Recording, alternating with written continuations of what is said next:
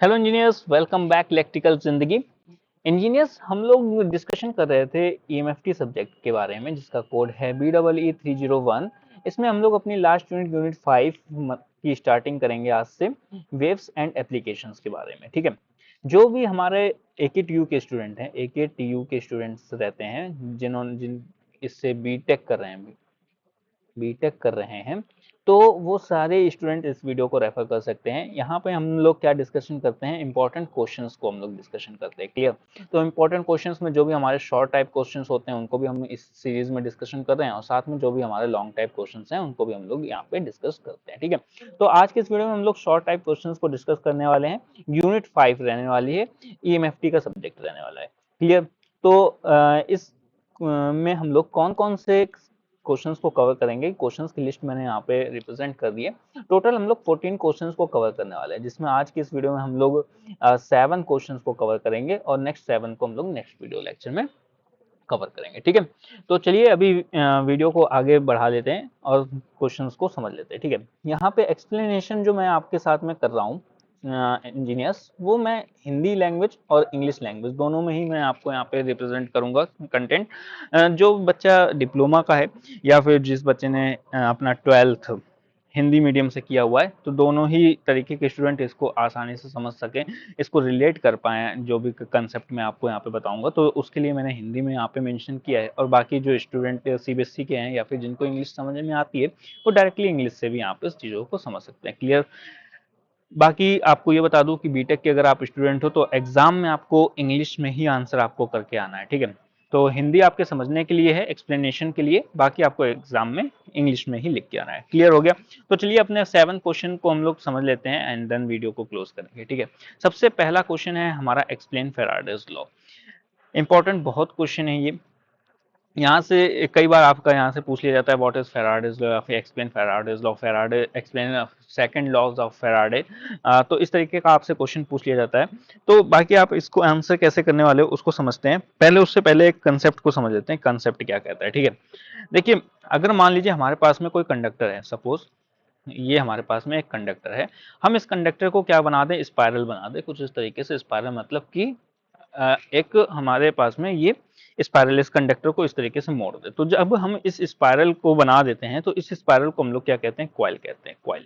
ठीक है, तो कॉइल का कंसेप्ट आपको समझ में आ गया। कॉइल कहाँ से आई, अगर किसी कंडक्टर को स्पाइरल बना देते हैं, इस तरीके से कुंडली बना देते हैं, तो उसी कुंडली को हम लोग क्या कहते हैं, कॉइल कहते हैं। ठीक है, अब अगर इस कॉइल के रिस्पेक्टिवली हम किसी मैग्नेट को कम्स एंड आउट गोइंग लेकर के जाएं, इस तरीके से इसके कॉइल के पास में लेके आए किसी मैग्नेट को, और इस तरीके से उसी मैग्नेट को हम उस कॉइल के पास से दूर लेकर के जाएं, तो ऐसे में आप देखोगे कि जो ये हमारे मैग्नेट की मैग्नेटिक फील्ड लाइंस थी, इस तरीके से जो इस मैग्नेट की मैग्नेटिक फील्ड लाइंस थी वो क्या होंगी, इस कॉइल से क्या करेंगी, कट करेंगी। ठीक है, अब जब इस मैग्नेट की मैग्नेटिक फील्ड लाइंस इस कॉइल से कट करेंगी तो क्या हमें देखने को मिलेगा कि इस कॉइल के एंड पे एक हमें ईएमएफ प्रोड्यूस होता हुआ दिखेगा, जिसका मतलब होता है इलेक्ट्रोमोटिव फोर्स। ठीक है, तो इस कॉइल के एजेस पे आपको एक इलेक्ट्रोमोटिव फोर्स देखने को मिलेगा। इसको मेजर करने के लिए आप एक वोल्ट मीटर का भी यूज कर सकते हो। यहाँ पे देखोगे कि जब मैं अपने मैग्नेट को पास लेके आ रहा हूँ तो वोल्ट मीटर कुछ इस तरीके की रीडिंग दे रहा है। मैग्नेट को मैं इससे दूर लेकर के जा रहा हूँ तो वोल्ट मीटर हमारा कुछ इस तरीके की रीडिंग दे रहा है। तो हमें यहाँ पे से समझ में आया कि अगर हम मैग्नेट को पास लेके आते हैं या फिर मैग्नेट को हम अपनी कॉइल से दूर लेके जाते हैं तो हमारे वोल्टेज प्रोड्यूस होता है, साथ में वोल्टेज का वेरिएशन भी होता है। ठीक है, तो ये आपको समझ में आ गया। क्यों होता है, क्योंकि ये जो मैग्नेटिक फील्ड लाइंस होती हैं वो हमारी जो कॉइल होती है उससे कट करती हैं, और अगर किसी कॉइल से हमारी चेंजिंग नेचर की magnetic field lines, changing nature मतलब कि आप अंदर ले जा रहे हो, बाहर लेके आ रहे हो, तो ऐसे में क्या हो रहा है कि चेंज हो रहा है ना मैग्नेटिक फील्ड लाइंस। कभी 10 मैग्नेटिक फील्ड लाइंस कट हो रही कॉइल से, कभी 12, कभी 15, कभी 9। हाँ, इस तरीके से मैग्नेटिक फील्ड लाइंस अगर कट हो रही हैं तो चेंजिंग नेचर की अगर मैग्नेटिक फील्ड लाइंस किसी कॉइल से कट करती हैं तो वहां पे आपको एक ईएमएफ उसके टर्मिनल से देखने को मिलता है। ठीक है, तो ये जो कंसेप्ट था, ये इतना सारी जो मैंने आपको स्टोरी सुनाई, ये स्टोरी का एक्सप्लेनेशन किसने दिया था, फेराडेज जी ने दिया था। अब जो ये इन्होंने एक्सप्लेनेशन दिया, इसी को क्या नाम रख दिया गया, फेराडेज लॉ रख दिया गया। क्लियर हो गया कंसेप्ट? कंसेप्ट क्लियर हो गया तो चलो थ्योरी को समझ लेते हैं और फिर इंग्लिश के एक्सप्लेनेशन को समझेंगे और देन अपने नेक्स्ट क्वेश्चन पे मूव करेंगे। हिंदी में आपको क्या एक्सप्लेन कर रहा हूं मैं कि फेराडेज लॉ क्या कहता है कि जब किसी कॉइल के पास मैग्नेटिक फ्लक्स चेंज होता है, यहाँ पे क्या कर रहे थे हम लोग, मैग्नेट को अंदर ले जा रहे थे, मैग्नेट को बाहर लेके आ रहे थे। अच्छा ये भी कर सकते हैं कि अगर हम मैग्नेट को स्टेशनरी रख दें, ठीक है, मैग्नेट को हम स्टेशनरी रख दें, कॉइल को आगे पीछे कर दें, तो कोई भी फंडामेंटल बने, आप मैग्नेट को आगे पीछे कर लो या फिर कॉइल को आगे पीछे कर लो, ठीक है, चाकू कद्दू पे गिराओ या कद्दू को चाकू पे गिराओ, फटेगा कद्दू ही, ठीक है। तो मतलब ईएमएफ तो जनरेट होना ही होना है, ठीक है। तो अगर हम लोग चेंजिंग नेचर का मैग्नेटिक फ्लक्स हम लेकर के आते हैं किसी कॉइल के अक्रॉस में, तो उसमें एक ईएमएफ मतलब कि इलेक्ट्रोमोटिव फोर्स इंड्यूस होता है, ठीक है। तो ये बताया था फैराडेज लॉ ने। अब नेक्स्ट क्या है कि ये जो ईएमएफ की डायरेक्शन होगी, मतलब आप यहाँ पे देख रहे हो कि कई एक बार में हायर है, एक बार में आपकी लोअर है, मतलब कि जो ईएमएफ की डायरेक्शंस होती हैं वो हमेशा ऐसी होती है कि ईएमएफ की डायरेक्शन हमेशा ऐसी होती है जो उस फ्लक्स के चेंज का अपोज करती है, ठीक है। तो जो भी आपका यहाँ पे ईएमएफ चेंज होता हुआ दिख रहा है, यहाँ पे आप देखोगे पॉइंटर एक बार में ऐसा है, एक बार में पॉइंटर ऐसा है, तो ये क्या हो रहा है कि जो आपका ईएमएफ की पोलैरिटीज हैं वो हमारी चेंज हो रही है, इस वजह से ये हमारे पॉइंटर जो है वो हमारा आगे पीछे कर रहा है। तो ये जो पॉइंटर आगे पीछे कर रहा है, ये क्या करता है कि ये जो हमारा मैग्नेट है, हम इसको जो अगर पास लेके आ रहे हैं, तो यही जो हमारा यहाँ पे प्रोड्यूस ईएमएफ होगा, ये मैग्नेट के पास आने का पोज करेगा। और अगर हम मैग्नेट को दूर ले जाएं इससे, ठीक है, तो ये जो हमारा प्रोड्यूस ईएमएफ था, ये हमारा अपोज करेगा कि इस मैग्नेट को दूर मत ले जाओ, ठीक है। अगर हम कुछ भी करें, अच्छा करें, मतलब कि इसको पास लेके आए तो भी अपोज करेगा, और दूर लेके जाए मैग्नेट को तो भी अपोज करेगा। तो वही चीज लिखी हुई है कि इस ईएमएफ की डायरेक्शन हमेशा ऐसी होती है जो फ्लक्स के चेंज के अपोज करती है। तो फ्लक्स का चेंज कब हो रहा है, जब मैग्नेट को आगे पीछे कर रहे हैं ना, तो जो मैग्नेट को आगे पीछे कर रहे हैं इसी का क्या कर रही है, ये ईएमएफ के जो है वो हमें अपोज कर रही है, ठीक है। ये बताया था लेंस लॉ ने। अब इन दोनों के कॉम्बिनेशन से एक हमारी मैथमेटिकली कह सकते हो कि आपको फॉर्म देखने को मिलती है कि produce EMF is equals to D phi by D T, ठीक है, D phi by D T, मतलब कि अगर changing with respect to the time, अगर फ्लक्स हमारा with respect to the time change हो रहा है तो हमारी कुछ ईएमएफ हमारी प्रोड्यूस हो जाएगी। ये बेसिकली बताया था फैराडे जी ने। अब ये जो हमारी नेचर होगी वो हमारी निगेटिव नेचर की होगी, मतलब कि अपोज कर रही होगी, ये बताया था लेंस लॉ ने। तो फाइनल हमारा प्रोडक्ट क्या देखने को यहाँ पे मिलता है, is equals to minus D phi by D T, ये हमें देखने को मिलता है। तो आई होप कि जो मैंने आपको यहाँ पे स्टोरी एक्सप्लेन किया और यहाँ पे फैराडेज लॉ मैंने जो एक्सप्लेन किया है आपको क्लियर हो गया है। क्लियर हो गया है तो थम्स अप करके अपनी वीडियो को लाइक कर सकते हो, चैनल को सब्सक्राइब कर लेना। इसी तरीके से आपको बहुत सारी हेल्पफुल वीडियोस आपको मिलती रहेंगी। बाकी आप वेबसाइट में भी विजिट कर सकते हो और आप इस पीडीएफ को भी डाउनलोड कर सकते हो। कैसे डाउनलोड करोगे वो आपको मैं लास्ट में बता दूंगा, क्लियर। तो इंग्लिश एक्सप्लेनेशन के लिए आप इसको फॉलो कर सकते हो। Faraday's law states that whenever the magnetic flux linked with a coil change an EMF, मतलब कि electromotive force is induced in it. The direction of induced EMF is such that oppose the change of in flux as per Lenz law, and ये है mathematically explanation, ठीक है। तो अगर आप इतना आंसर लिख देते हो तो आपको 2 नंबर है यहाँ पे बीटीयूपी के एग्जाम सॉरी बीटेक के एग्जाम पे आपको देखने को मिल जाएगा। क्लियर हो गया। तो चलिए अपने नेक्स्ट आंसर की तरफ में देख लेते हैं। नेक्स्ट क्वेश्चन हमारा क्या पूछ रहा है। नेक्स्ट क्वेश्चन हमारा पूछ रहा है डिफाइन डेप्थ ऑफ पेनिट्रेशन। तो डेप्थ ऑफ पेनिट्रेशन क्या होता है इसको समझते हैं। इसको समझने से पहले एक छोटा सा कंसेप्ट आपके साथ में डील करना चाहूंगा। कंसेप्ट का नाम है skin effect. Skin effect, clear, skin effect, इस कंसेप्ट को मैं आपके साथ में शेयर करना चाहूंगा। स्किन इफेक्ट होता क्या है जरा सा ये समझना कि अगर मान लीजिए हमारे पास में कोई कंडक्टर है, सपोज ये कंडक्टर हमारे पास में है, ठीक है। अगर हम इसमें 2 सिनेरियो लेते हैं। सिनेरियो नंबर 1 है कि हम इसमें से डीसी फ्लो करा दें, ठीक है, और सिनेरियो नंबर 2 है कि हम इसमें से एसी फ्लो कराएं। तो दोनों ही केस में जो इसमें से करंट हमारी फ्लो होने वाली है वो अलग अलग तरीके से फ्लो होगी। अच्छा कैसे फ्लो होगी जरा ये भी समझते हैं कि ये मान लीजिए ये हमारे पास में कंडक्टर है और इसमें से पहले सिनेरियो पे मैंने क्या कराया है, डीसी फ्लो कराया है। तो जो भी डीसी करंट होगी इस कंडक्टर का पूरा क्रॉस सेक्शन एरिया, ठीक है, पूरा क्रॉस सेक्शन एरिया मतलब कि ये जितना भी आप देख रहे हो इस पूरे क्रॉस सेक्शन एरिया से होकर के पास होगी। क्लियर। किसी भी तरीके का यहाँ पे क्रॉस सेक्शन एरिया का लीव नहीं करेगी, मतलब पूरे क्रॉस सेक्शन का यूज करेगी या पूरे कंडक्टर से फ्लो दी जाएगी।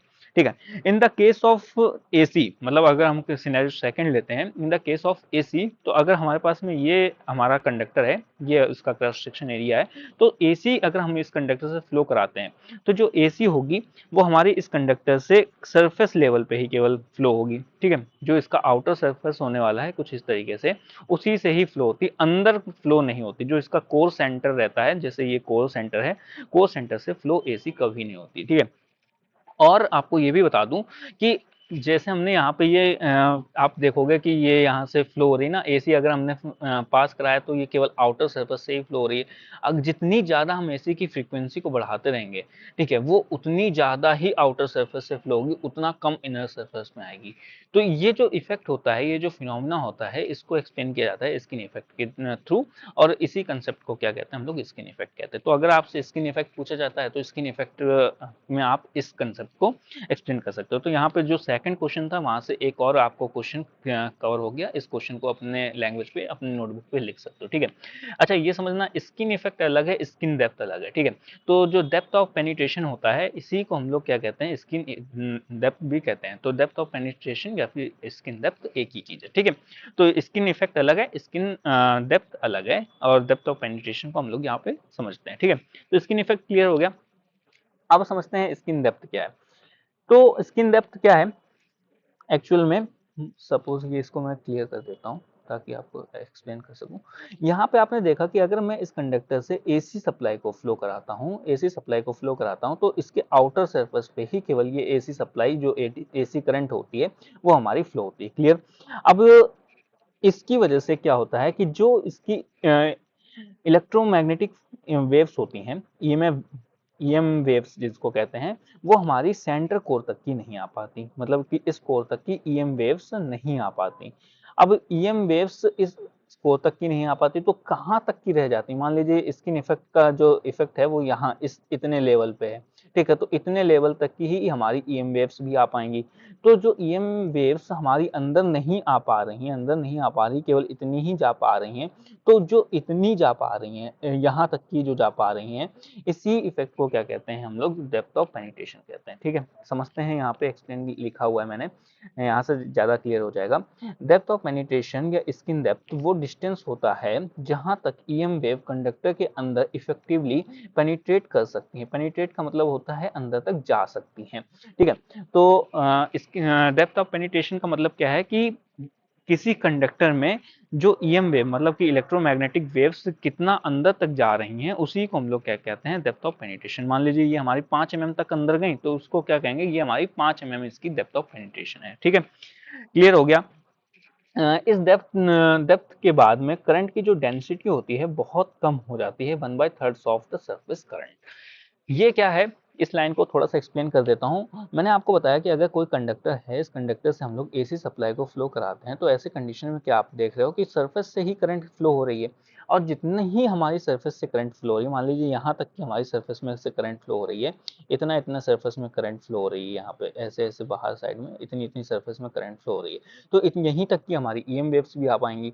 और ईएम वेव्स जहां तक की आ रही हैं, और अगर हम उसके अंदर की करंट की डेंसिटी देखें, तो वो जो करंट की डेंसिटी होती है, J is equals to I upon A. Current density का फॉर्मूला क्या होता है, J is equals to I upon A.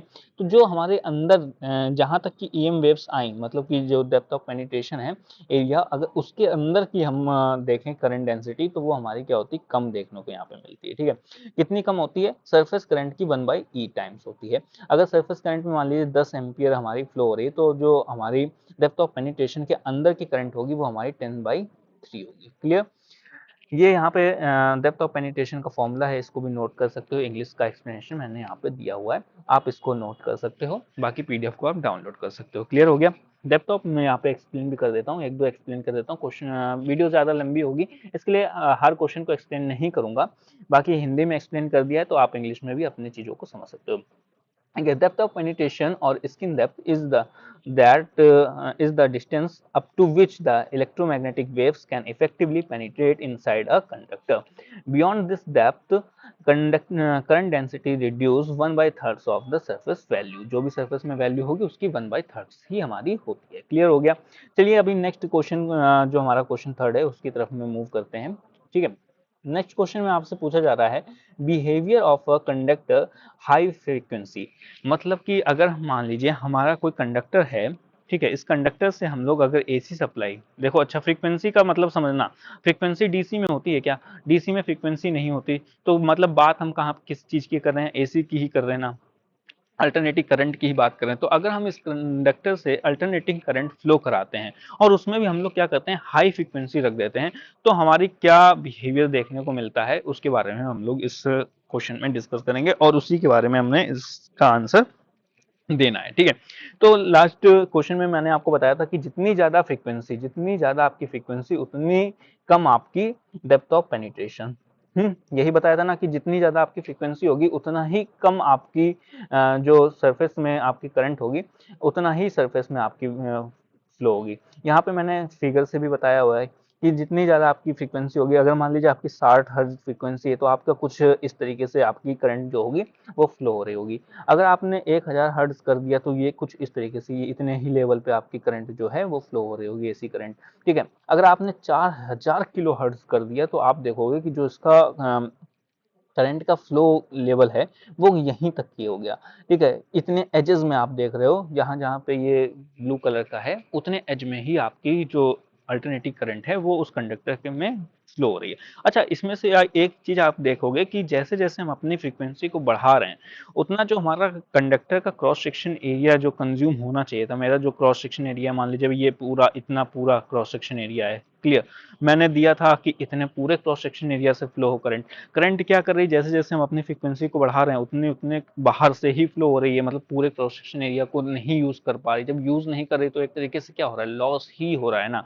तो यहाँ पे आप देखोगे कि हीट प्रोड्यूस होने लगेगी, हीट के साथ में आपका जो रेजिस्टेंस होगा वो भी बढ़ जाता है. तो स्किन इफेक्ट के कारण आप देखोगे कि रेजिस्टेंस बढ़ जाता है. तो कई बार आप देखोगे कि हाई फ्रीक्वेंसी की जो आपकी करंट होती है, सप्लाई होती है, वो आपकी फ्लो नहीं कराई जाती है क्योंकि यहाँ पे स्किन इफेक्ट पिक्चर में आ जाता है. ठीक है.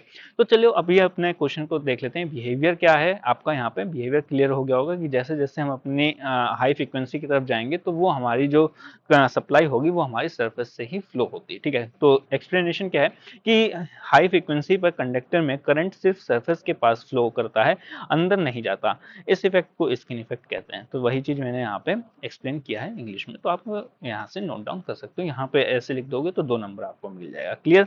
तो चलो नेक्स्ट क्वेश्चन की तरफ बढ़ते हैं. नेक्स्ट क्वेश्चन को एक्सप्लेन कर देता हूँ आपको. आई होप कि आप एंजॉय कर रहे हो क्वेश्चंस के बारे में. जो भी आपको क्वेश्चंस एक्सप्लेन करता हूँ वो विद कंसेप्ट आपको एक्सप्लेन करता हूँ ताकि आप तुरंत याद कर सको और जब आप बीटेक का एग्जाम देने जाओगे तो आप डायरेक्टली इसको एज इट इज मेंशन कर सकते हो. फोर्थ क्वेश्चन क्या है आपके सामने कि एक्सप्लेन पॉइंटिंग वेक्टर. ठीक है. तो पॉइंटिंग वेक्टर क्या होता है इसको समझ लेते हैं. देखिए जो पॉइंटिंग वेक्टर होता है बेसिकली ये क्या करता है कि जो हमारा इलेक्ट्रोमैग्नेटिक वेव्स होती हैं उसकी डायरेक्शन और उसके मैग्नीट्यूड को दिखाता है. ठीक है. तो पॉइंटिंग वेक्टर का क्या करता है, पॉइंटिंग वेक्टर इलेक्ट्रोमैग्नेटिक वेव के पावर फ्लो डायरेक्शन और उसके मैग्नीट्यूड को दिखाता है. कि मान लीजिए आपके पास में ये इस तरीके से कोऑर्डिनेशंस हैं, एक्स है, ये वाई है और ये आपका जेड है. तो जो आपकी इलेक्ट्रोमैग्नेटिक वेव्स का जो पावर है वो किस डायरेक्शन में फ्लो हो रहा है, एक्स में हो रहा है, वाई में हो रहा है या फिर जेड में हो रहा है, तो वो आपको बताएगा. साथ में उसका क्या मैग्नीट्यूड होता है उसको बताता है. ये इलेक्ट्रिक फील्ड मतलब ई और मैग्नेटिक फील्ड एच का क्रॉस प्रोडक्ट से मिलकर के बनता है. मतलब कि इसको जो हम लोग डिनोट करते हैं वो एस से डिनोट करते हैं और इलेक्ट्रिक फील्ड ई और जो हमारा मैग्नेटिक फील्ड होता है एच, इसके क्रॉस प्रोडक्ट से इसका आंसर निकाला जाता है. क्लियर हो गया. इंग्लिश में भी एज इट इज एक्सप्लेनेशन है. The Poynting vector represents the direction and magnitude of power flow and electromagnetic wave. It represent by the cross product of the electric field and magnetic field. S is equals to E into H इसका वो रहेगा. यहाँ पे इतना लिख दोगे 2 number आपको मिल जाएगा. क्लियर. नेक्स्ट क्वेश्चन को हम लोग डिस्कस कर लेते हैं. नेक्स्ट हमारा फिफ्थ क्वेश्चन है, स्टेट पॉइंटिंग थ्योरम क्या होती है। तो स्टेट पॉइंटिंग थ्योरम क्या है, यहाँ पे ये समझना कि जो स्टेट पॉइंटिंग थ्योरम होती है उसका मेनली काम क्या होता है, जो हमारे इलेक्ट्रोमैग्नेटिक फील्ड होती है उसके पावर एनर्जी के कंजर्वेशन के प्रिंसिपल को समझाती है। ठीक है, तो पॉइंट आप यहाँ पे देखोगे कि Poynting theorem states the law of conservation of energy for electromagnetic field. ठीक है, तो जो हमारे एनर्जी कंजर्वेशन है इलेक्ट्रोमैग्नेटिक फील्ड्स के लिए, उसके बारे में कौन बताता है, स्टेट पॉइंटिंग थ्योरम बताती है। ये कहती है कि जो भी हमारा टोटल पावर होता है वो हमारा रेडिएंट पावर, मतलब कि कितना आपने पावर को भेजा है मैग्नेटिक फील्ड से, जो भी आपकी इलेक्ट्रोमैग्नेटिक फील्ड है उसके थ्रू आपने कितना पावर भेजा है, प्लस कितना पावर आपका डिसिपेट मतलब कि खराब हुआ है, और कितना पावर आपका स्टोर हो गया है इक्विपमेंट्स या फिर जिस भी थ्रू आपने जिस भी मीडियम से आपने पावर को भेजा है, कितना पावर आपका स्टोर हो गया है, वो हमारा होता है टोटल पावर। क्लियर हो गया। तो स्टेट पॉइंटिंग थ्योरम क्या बताती है, इलेक्ट्रोमैग्नेटिक फील्ड के एनर्जी कंजर्वेशन लॉ को बताती है। क्लियर हो गया। नेक्स्ट क्वेश्चन की तरफ मूव करते हैं। सिक्स्थ क्वेश्चन हमारा क्या पूछ रहा है, रिफ्लेक्शन एंड ट्रांसमिशन कोफिशिएंट क्या होते हैं। ठीक है, what is a reflection and transmission coefficient, तो इसको एक्सप्लेन कर देता हूँ थोड़ा सा आपको। देखिए, जो भी हमारी इलेक्ट्रोमैग्नेटिक वेव्स होती हैं वो जब भी हमारी एक मीडियम से दूसरे मीडियम में जाती हैं, सबसे पहले समझते हैं इलेक्ट्रोमैग्नेटिक वेव्स क्या होती हैं। देखिए, जो भी हमारी इलेक्ट्रिकल वेव्स होती हैं, ठीक है, और जो हमारी मैग्नेटिक वेव्स होती हैं, दो तरीके की वेव्स आपको बताया, इलेक्ट्रिकल वेव्स एंड दूसरी है हमारी मैग्नेटिक वेव्स। अगर इन दोनों को ही हम कंबाइन कर दे तो हमें आपको क्या देखने को मिलती है, इलेक्ट्रोमैग्नेटिक वेव्स आपको देखने को मिलती है। क्लियर है यहाँ पे। तो जो हमारी इलेक्ट्रोमैग्नेटिक वेव्स होती हैं, ईएम वेव्स जो होती हैं, वो अगर हमारी एक मीडियम से दूसरे मीडियम में जाती हैं, इलेक्ट्रोमैग्नेटिक वेव्स आप समझ सकते हो, या फिर आपको वेव्स का ही मैं नॉर्मल एग्जांपल दूं तो लाइट के बारे में आपने 12th में आपने देखा होगा कि एक मीडियम से दूसरे मीडियम, मतलब कि कांच से ग्लास से अगर पानी में जाती हैं तो वो क्या होती हैं, उनका एंगल कुछ बनता है।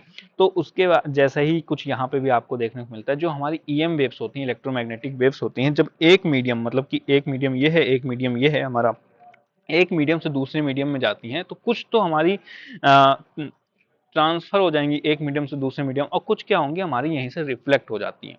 तो ये जो हमारी, जैसे मान लीजिए यहाँ से मैंने 100 भेजी, ठीक है, तो 100 में 70 मान लीजिए हमारी पास हो गई, 30 हमारी यहाँ पे क्या होगी, रिफ्लेक्ट हो गई। ठीक है, तो कुछ इस तरीके का आपको यहाँ पे फिनोमेना देखने को मिलता है, और इसी फिनोमेना की स्टडी हम लोग करने वाले हैं रिफ्लेक्शन एंड ट्रांसमिशन कोफिशिएंट के बारे में। तो रिफ्लेक्शन कोफिशिएंट क्या बताता है, रिफ्लेक्शन कोफिशिएंट बताता है कि वेव का कितना पार्ट रिफ्लेक्ट हुआ है। ठीक है, कितना पार्ट आपका रिफ्लेक्ट हुआ, मतलब 100 अगर आपने भेजा है तो 30 जो आपका रिफ्लेक्ट हुआ है, इसको क्या बताता है, रिफ्लेक्शन कोफिशिएंट बताता है, मतलब कि 30/100 आपका हो जाएगा। ठीक है, इसी तरीके से जो ट्रांसमिशन कोफिशिएंट होता है वो बताता है कि कितना पार्ट आपका ट्रांसमिट हुआ है। ठीक है, तो ट्रांसमिट में मतलब कि 70/100 आपका हो गया। क्लियर। कुछ इस तरीके से आर करके हम लोग इसको रिप्रेजेंट करते हैं, और ई आर अपॉन ई आई, और यहाँ पे ई टी अपॉन ई आई आपका होता है। इंग्लिश में आप समझ सकते हो कि the reflection coefficient give the ratio of the reflected wave amplitude to the indicate wave amplitude, मतलब कि जितना आपने टोटल भेजा, इंडिकेट जितना आपने टोटल भेजा, और जितना आपका रिफ्लेक्ट हो गया, उसी के रेशियो को क्या कहते हैं, रिफ्लेक्शन कोफिशिएंट कहते हैं। ट्रांसमिशन कोफिशिएंट किसको कहते हैं, transmission coefficient give the ratio of transmitted wave amplitude to the indicate wave amplitude, मतलब कि जितना आपने भेजा उसमें से कितनी आपकी ट्रांसमिट हो गई, उसी को क्या कहते हैं, ट्रांसमिटेड वेव एम्पलीट्यूड, या मतलब कि ट्रांसमिशन कोफिशिएंट कहते हैं। क्लियर हो गया यहाँ पे। चलिए, 6 क्वेश्चन हमारा क्लियर हो गया, और अब अपने लास्ट क्वेश्चन 7th क्वेश्चन को समझ लेते हैं, देन अपनी वीडियो को क्लोज करेंगे। वीडियो ऑलरेडी काफ़ी लेंदी हो गई है, आई नो। बाकी जितने भी मैंने आपको चीज़ें को एक्सप्लेन किया है, आई होप कि आपको सभी समझ में आ गए होंगे। पॉइंट टू पॉइंट चीज़ों को एक्सप्लेन किया है, माइंड पे आपके बैठ गई है। वीडियो पसंद आती है तो लाइक करके जाइएगा, और चैनल को सब्सक्राइब जरूर कर लीजिए। ठीक है, अपने लास्ट क्वेश्चन को समझते हैं, सिग्निफिकेंस ऑफ लॉस टेंजेंट। तो लॉस टेंजेंट क्या होता है, यहाँ पे सबसे पहले ये समझते हैं। देखिए, आपने कैपेसिटर्स देखा होगा, ठीक है, कैपेसिटर देखा होगा, तो कैपेसिटर के अगर अक्रॉस में हम लोग क्या करते हैं, सप्लाई को जोड़ देते हैं। ठीक है, इस तरीके से हम लोग सप्लाई को जोड़ देते हैं, तो क्या होगा, क्या इसमें से कोई भी करंट फ्लो नहीं होगी, तो आप यहाँ पे देखोगे फिनोमेना में कि करंट हमारी फ्लो होती है। अगर हम लोग इस तरीके से सर्किट बना दें तो हमारे यहाँ पे एंड जगह पे निगेटिव में भी आपको सप्लाई देखने को मिलेगी, इनकमिंग सप्लाई आपको देखने को मिलती है। तो ऐसा क्यों होता है? ऐसा होता है कि जो हमारी ये प्लेट्स आप देख रहे हो ना, ये जो हमारी प्लेट्स होती हैं, इन प्लेट्स से भी हमारी जो करंट होती है वो हमारी फ्लो हो रही होती है। इस प्लेट से इस प्लेट तक की भी हमारी जो करंट होती है वो हमारी फ्लो हो रही होती है। ठीक है, तो ये जो करंट फ्लो होती है, इस करंट के बारे में ही हम लोग यहाँ पे डिस्कशन करने वाले हैं। तो आप देखोगे कि जो कैपेसिटर हमारा होता है कुछ इस तरीके से, जो कैपेसिटर होता है इसमें यहाँ पे क्या भरा होता है? डाइलेक्ट्रिक भरा होता है। क्या भरा होता है? डाइलेक्ट्रिक भरा होता है। तो जब हमारी जो इलेक्ट्रोमैग्नेटिक वेव्स है, मतलब कि जो हमारी इलेक्ट्रिकल वेव यहाँ से इस जगह से आई और इस जगह पे जो गई है, तो बीच में क्या पड़ गया? हमें क्या पड़ गया? हमारा डाइलेक्ट्रिक पड़ गया। अब ये जो डाइलेक्ट्रिक हमारा बीच में पड़ गया है, तो अगर हमारी जो इलेक्ट्रिकल वेव है वो हमारे इस डाइलेक्ट्रिक से होकर के इस जगह तक की जाएगी, तो कहीं ना कहीं हमें लॉस देखने को मिलेगा। कहीं ना कहीं हमें क्या देखने को मिलेगा? लॉस देखने को मिलेगा। और इसी लॉस की हम लोग स्टडी कहाँ से करते हैं? लॉस टेंजेंट से करते हैं। तो लॉस टेंजेंट एक डाइलेक्ट्रिक मटेरियल की पावर लॉस बताता है, कि मतलब कि अगर किसी डाइलेक्ट्रिक से हमने अपनी ईएम वेव्स को फ्लो कराया है या फिर इलेक्ट्रिकल वेव को फ्लो कराया है, तो क्या हमारा लॉस हुआ? क्या हमारा लॉस हुआ, उसके बारे में लॉस टेंजेंट से आप पता करते हो। ये फॉर्मूला होता है। ठीक है, अगर लॉस टेंजेंट क्या है? ज्यादा है तो मटेरियल लॉसी है, और अगर कम है तो लॉसलेस है। क्लियर हो गया? Loss tangent indicates the power loss in a dielectric material. A higher loss tangent means a lossy dielectric and the lower value means the lossless dielectric. Formula आपका कुछ इस तरीके से। तो इंजीनियर्स, ये थे हमारे कुछ इंपॉर्टेंट 7 क्वेश्चंस। आई होप कि आपको ये समझ में आ गए हैं। किसी तरीके का डाउट है तो आप मेरे से पूछ सकते हो। बाकी आपको ये बता दूं कि अगर आप मेरी इस पीडीएफ को डाउनलोड करना चाहते हो, ठीक है, तो आप फ्री ऑफ कॉस्ट इस पीडीएफ को डाउनलोड कर सकते हो। लिंक आपको मैं डिस्क्रिप्शन में दे दूंगा, वहां से आप डाउनलोड कर सकते हो। बाकी यहाँ पे मैंने लॉन्ग टाइप क्वेश्चंस और शॉर्ट टाइप क्वेश्चंस जो हैं वो मैंने आपको एक्सप्लेन किया हुआ है, तो आप इन सभी को पढ़ सकते हो। अपने एग्जाम्स के लिए आप प्रिपरेशन कर सकते हो। किसी तरीके का सपोर्ट चाहिए या फिर आपके माइंड में क्वेश्चंस होते हैं तो आप मेरे से पूछ सकते हो। ठीक है, तो चलिए दोस्तों, मिलते हैं नेक्स्ट वीडियो में नेक्स्ट टॉपिक के साथ में। तब तक के लिए टेक केयर, बाय बाय।